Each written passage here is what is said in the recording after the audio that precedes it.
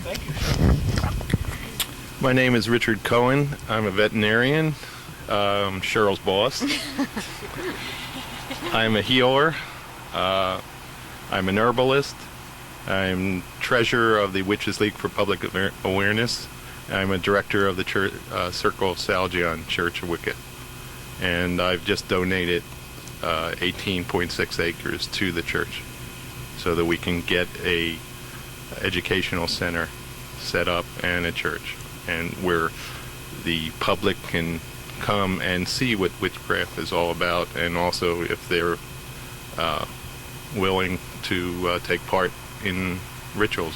When is there going to be a groundbreaking ceremony? Are you going to be building? Well, we're raising money. We're raising money right now. We have $62,000, and we have the land.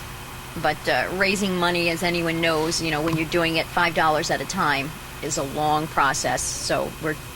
What's your goal? Our goal would be somewhere between $250,000 to $300,000, and we're. And a certain time frame that you want to.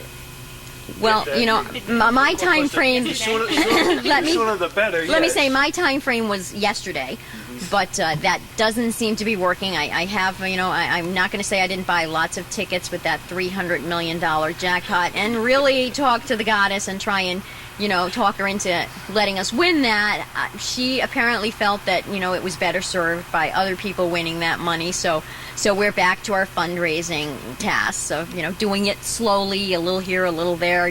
We have psychic fairs twice a year or some type of events. We do open Sabbath rituals for every one of the holidays, and any extra money goes into the church. I do lectures at colleges. What are the holidays?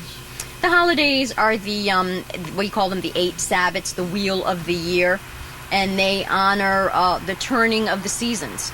So witches will celebrate the different seasons. What are the 4 seasons? There are 4 seasons, but there are cross-quarter days. There are markers in between and everything. So we have 8 Sabbath markers that we celebrate. And each one of those celebrates different aspects of the season, the growing of the plants, the thanks for the gifts that the plants have given us, the death time or winter when everything is kind of asleep under the ground, the reawakening, spring, a lot of the things. And a lot of the holidays actually coincide with some of the more mainstream religion holidays because they took them from the pagan holidays.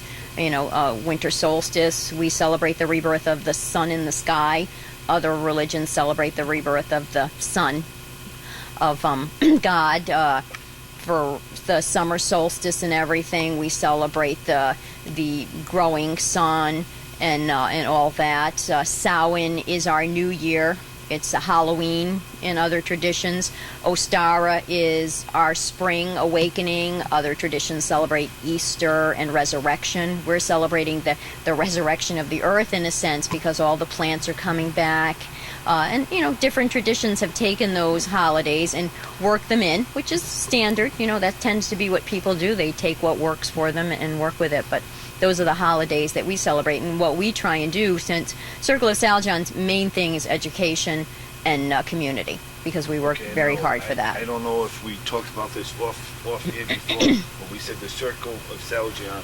What is the Circle of Salgion? Is that like Circle of Salgion is actually. In terms, is that a name of a church? Yes, Circle of Salgion is a legally organized church in the Commonwealth of Massachusetts.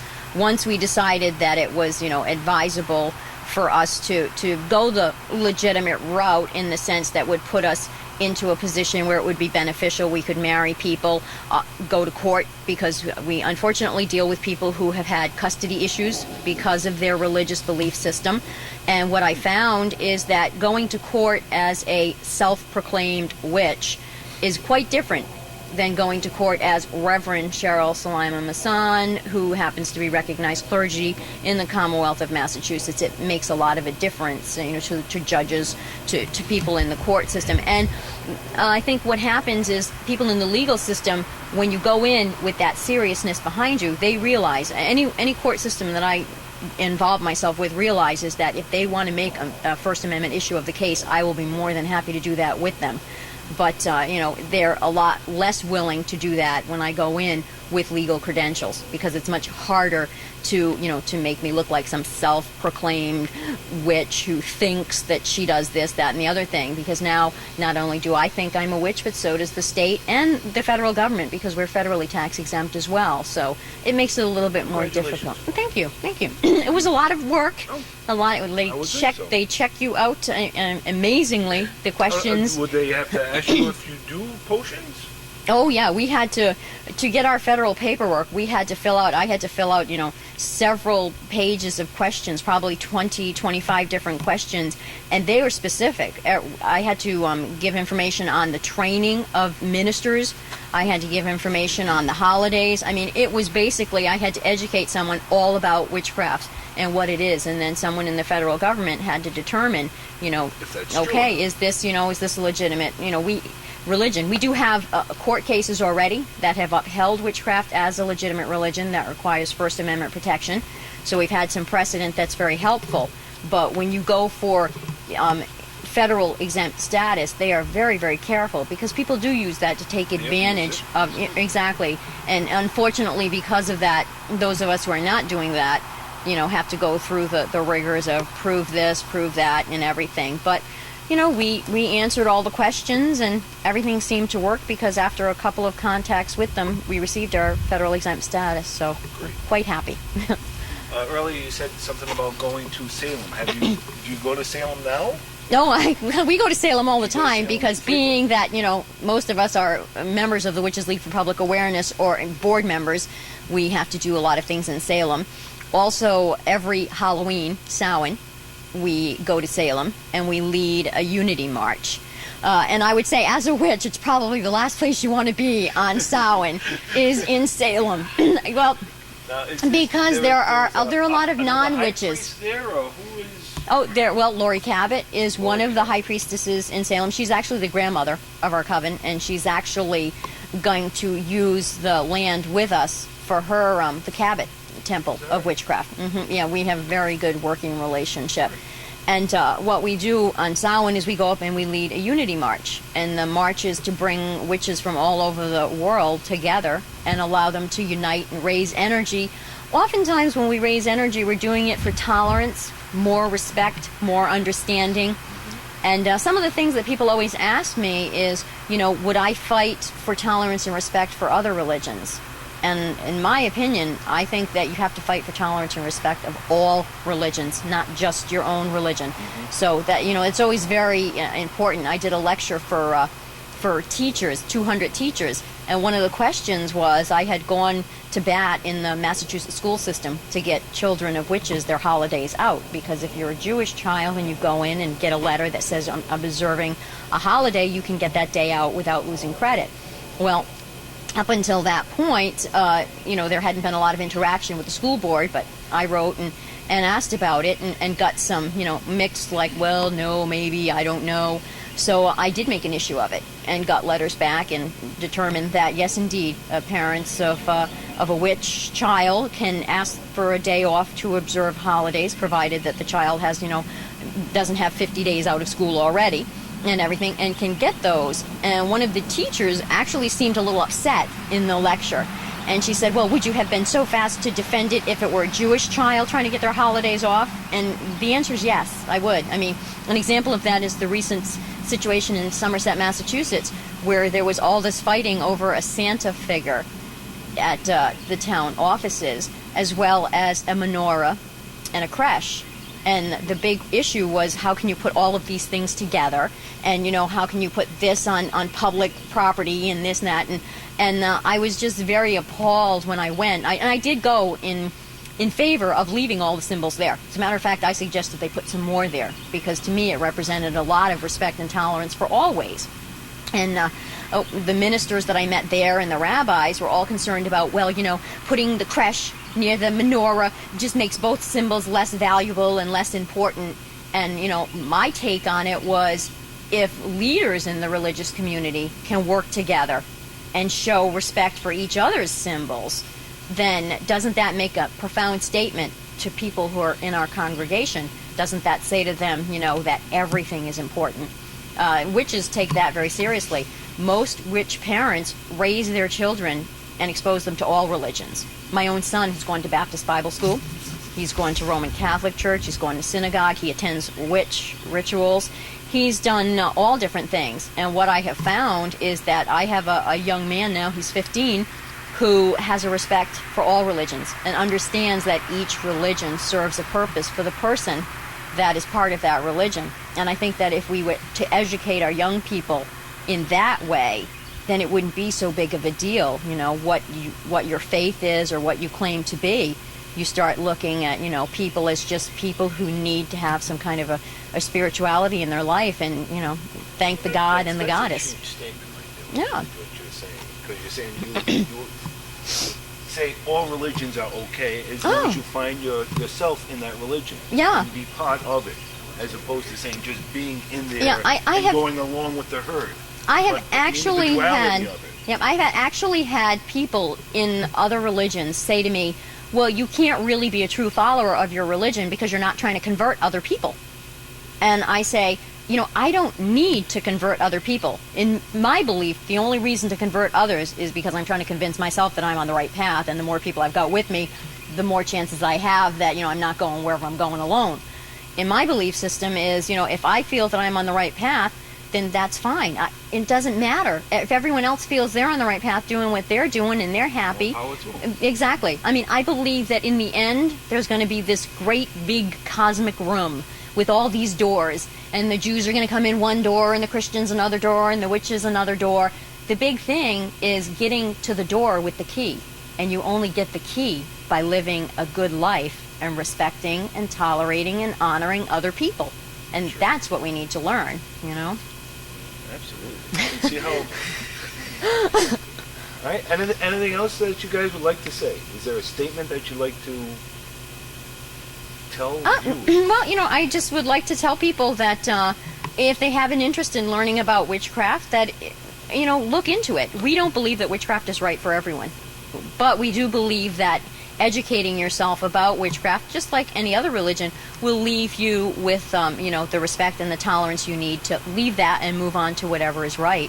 One of the big things that we're seeing, I think it's important for people to know that in this day and age, many young people are being drawn into witchcraft because witchcraft is very concerned with the environment and, nature and all of those things. So a lot of young people are being concerned and want to come into something that's going to speak to that. So a lot of young people are searching in witchcraft. And what happens is we have a lot of parents out there who are afraid to allow their children I to was just thinking that to seek information. Yeah, well, I actually did. My husband and I did an education program for the Department of Children and Family Services in Newport County because they are seeing such a mass of young people who are interested in witchcraft. And it's for parents. I understand that it can be very frightening, but it should be no more frightening than when your child comes home and says, "Mom, I want to learn about the Jewish faith." And what I tell people is that as a parent myself, if I take an interest with my child and offer to help him, I can go to the bookstore, I can buy books with him, I can read them first, and I can give him information and everything. That is going to help to keep me involved.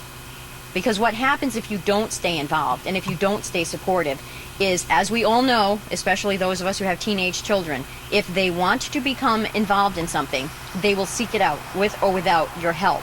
The unfortunate fact is, without your help, they may seek in the wrong direction.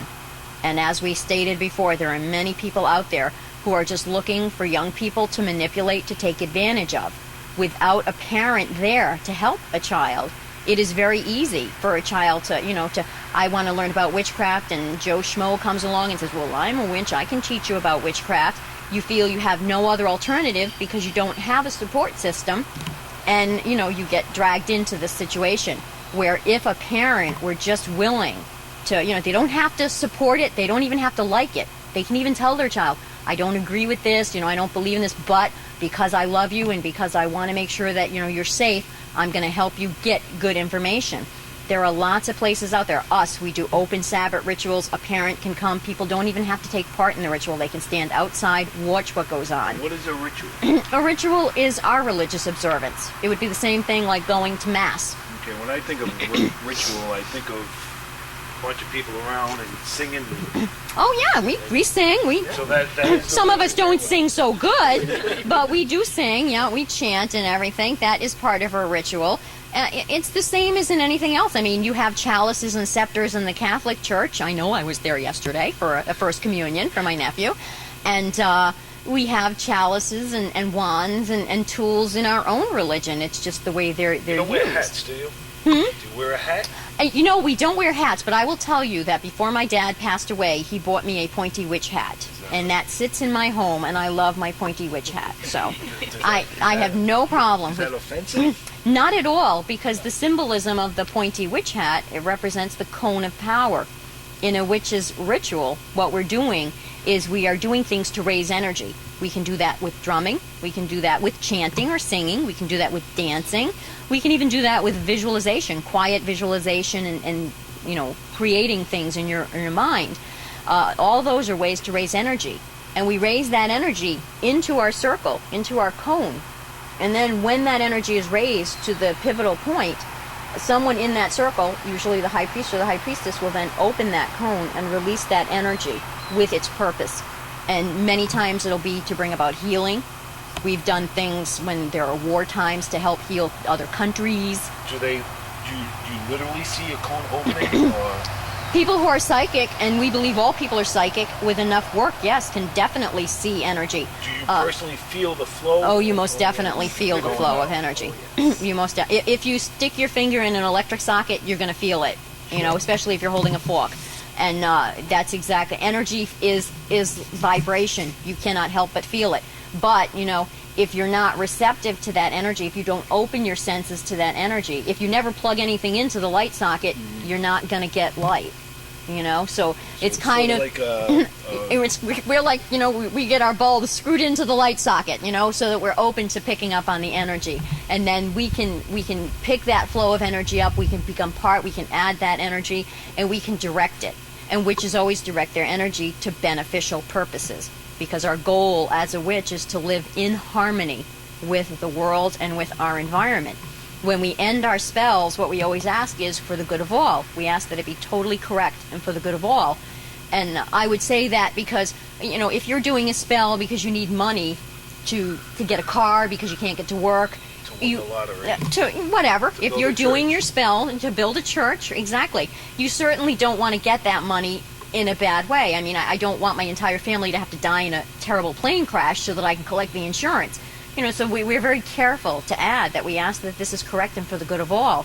And as witches, we understand that we are not the ones who judge for the good of all, that there is a higher divine consciousness that is going to judge that. So as much as I'd like that 300 million, I know that there's a real good reason why we didn't get it for the church. And I have to accept that, you know, and I have to believe that.